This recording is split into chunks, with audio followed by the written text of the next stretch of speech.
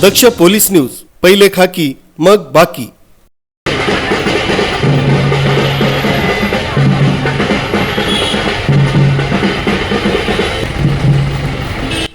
नाशिक लोकसभा मतदारसंघातील महाविकास आघाडीचे उमेदवार राजाभाऊ वाजे यांच्या प्रचारार्थ शिवसैनिक, राष्ट्रवादी काँग्रेस, भारतीय राष्ट्रीय काँग्रेस, आम आदमी पक्ष, मार्क्सवादी कम्युनिस्ट पक्षाचे पदाधिकारी कार्यकर्ते हे जोमाने कामाला लागले।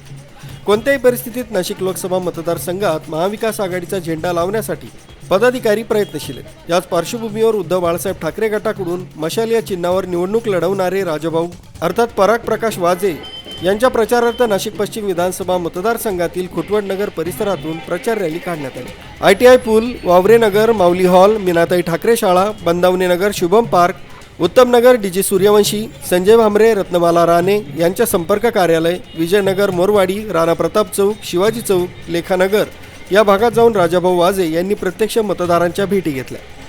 ढोल ताशांच्या गजरात फटाके फोडत उमेदवार राजाभाऊ वाजे यांचे ठिकठिकाणी स्वागत करण्यात आले।